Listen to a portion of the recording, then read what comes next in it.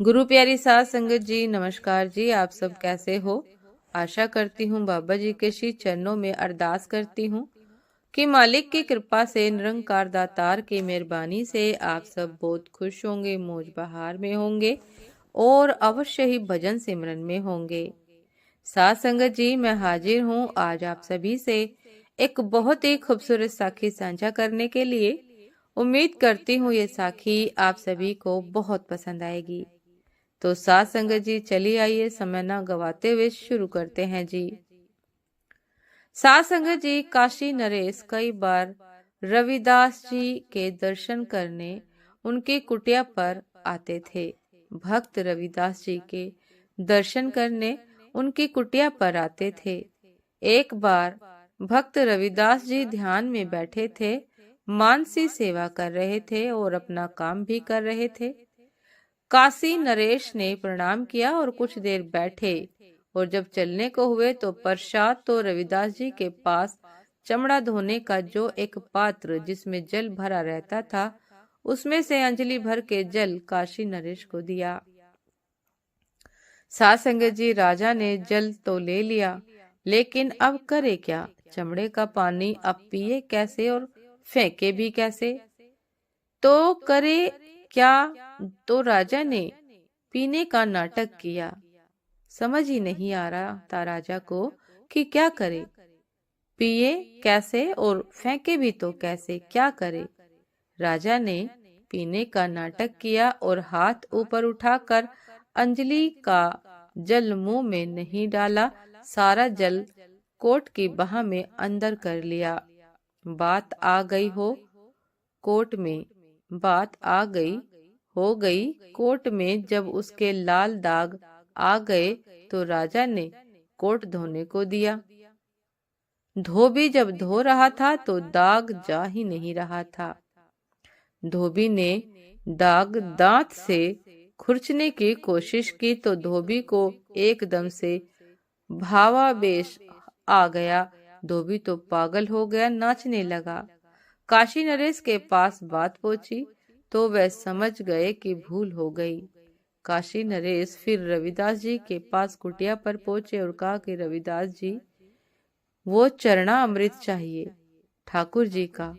रविदास जी ने कहा कि राजा साहब, अब तो ये चमड़े का पानी है, चरना अमृत तो ये उसी समय था जब मैंने आपको दिया था। अब तो ये चमड़े का पानी है केवल। आपने सुना होगा गोरखनाथ जी की सिद्धि का, बड़े सिद्ध महापुरुष हुए। गुरु गोरखनाथ जी भी भगवान शिव के अवतार माने जाते थे। साथ संगत जी, एक बार काशी आए, रविदास जी के यहाँ बातचीत हुई, सत्संग हुआ। गुरु गोरखनाथ जी बोले कि रविदास जी, बड़ी प्यास लगी है। एक खप्पर कमंडल गोरखनाथ जी भी रखते थे, साथ में रविदास जी का भी था, जो था खप्पर चमड़े का पानी वाला। उन्होंने उसमें से जल भरा और इनके कमंडल में डाल दिया। अब गोरखनाथ जी मन में विचार करने लगे, कैसा व्यक्ति है, चमड़े का पानी पीने को दे रहा है। इसकी बुद्धि तो पत्थर के समान हो गई है, इसकी बुद्धि पर तो पत्थर पड़े हैं। उठकर चले गए वहां से। कबीरदास जी के यहाँ पहुंचे। गोरखनाथ जी से बातचीत हुई। कबीरदास जी ने पूछा, गोरखनाथ जी, इस कमंडल में ये लाल लाल क्या भरा है? गोरखनाथ जी बोले कि रविदास जी से पानी पीने को मांगा था, पर उसमें इतनी भी बुद्धि नहीं है कि क्या देना है क्या नहीं देना। साफ जल की जगह ये चमड़े का पानी इसमें भर दिया। रविदास जी ने प्रसाद रूप में उनको वो पानी दिया था, लेकिन गोरखनाथ जी ने उस प्रसाद का अपमान किया। कबीर जी की लड़की कमाली वहीं बैठी थी। उस समय छोटी थी। उसने भोलेपन में, खेल खेल में वो कमंडल उठाकर सारा जल पी लिया। ये चले गए, बात आई गई हो गई। कुछ वर्ष के बाद कमाली का विवाह हो गया और पति के साथ ये मुल्तान पहुंच गई। उस समय भारत अखंड था, ये मुल्तान में रहने लगी। गोरखनाथ जी का एक बार मुल्तान जाना हुआ। इनके योग की बड़ी ख्याति प्रसिद्धि थी। पूरा मुल्तान इनके स्वागत में उमड़ा। सबका आग्रह हमारे यहाँ रहिए।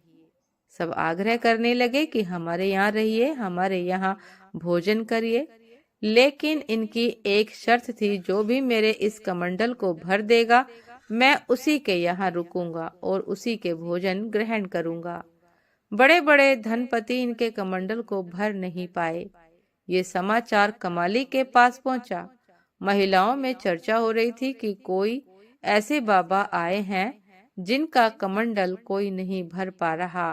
तो कमाली ने अपने पति को कहा कि आप बुलाइए महात्मा जी को अपने घर, हम भरेंगे उनका कमंडल। पति बोला कि पागल हो गई है, पूरा मुल्तान मिलकर भी उनका कमंडल नहीं भर पाया, तू कहाँ से भर देगी। लेकिन बार बार कहा तो पति मान गया। कुछ प्रभु की लीला रही होगी। ये पहुंचा वहां और बोला, महाराज मेरी पत्नी की बड़ी इच्छा है आपके दर्शन की, वो तो आ नहीं सकती, आप घर चलिए, वो आपका कमंडल भी भर देगी। साध संगत जी गोरखनाथ जी पहुंच गए द्वार पर और बोले कि पहले कमंडल भरो तब अंदर प्रवेश करूंगा, नहीं तो यहीं से वापस लौट जाऊंगा। कमाली अंदर गई और एक चम्मच में चावल भर कर लाई और इनके कमंडल में पलट दिया। एक चम्मच चावल से गोरखनाथ जी का कमंडल लबालब भर गया। साध संगत जी गोरखनाथ जी ने पूछा कि बेटी तुम कौन हो? तो इसने बताया, मैं कमाली हूँ, कबीर जी की बेटी हूँ। तो गोरखनाथ जी ने कहा कि कमाली ये बताओ, ये कमाल तुमने कहाँ से सीखा? कमाली बोली, मैंने कहीं से नहीं सीखा, ये तो जो उस दिन मैंने आपके कमंडल का पानी पिया था ना, ये उसी का कमाल है। गोरखनाथ जी फिर वहां एक क्षण भी नहीं रुके, नहीं योग मार्ग से सीधे काशी आए और सीधे रविदास जी के यहाँ गए। गोरखनाथ जी वहां एक क्षण भी रुके नहीं, योग मार्ग से सीधे काशी आए और सीधे रविदास जी के यहाँ गए। रविदास जी उस समय जूते बना रहे थे बैठे बैठे। गोरखनाथ जी रविदास जी को प्रणाम करना भी भूल गए और सीधा उनका खप्पर खटोता जिसे कहते थे उठाया और मुंह को लगाकर वो चमड़े का पानी पीने लगे। रविदास जी ने कहा, गोरखनाथ जी अब ये चमड़े का पानी है, इसको पीने से अब कोई फायदा नहीं। और कहा कि जब प्याते थे तब पिया नहीं, जिन पिया पिया को जान लिया। जब हम पिला रहे थे तब आपने पिया नहीं, जिन्होंने पिया उन्होंने पिया को पहचान लिया, जान लिया। और भूला जोगी फिरे दीवाना, वो पानी मुल्तान गया। और भूला जोगी फिरे दीवाना, वो पानी मुल्तान गया। गोरखनाथ जी खाली हाथ निराश हताश होकर लौटे। ऐसी बहुत कथा है साध संगत जी भक्त रविदास जी की। साध संगत जी भक्त रविदास के श्री चरणों में दासी का शत शत नमन। साध संगत जी परमात्मा से जुड़ा प्रत्येक संत महात्मा हम सब को शिक्षा देने के लिए ही संसार में अवतरित होते हैं कि मालिक है, वह सदैव से है, अभी है और सदैव रहेंगे। हमें केवल और केवल विश्वास की जरूरत है। साध संगत जी ये भरोसा कि परमात्मा है,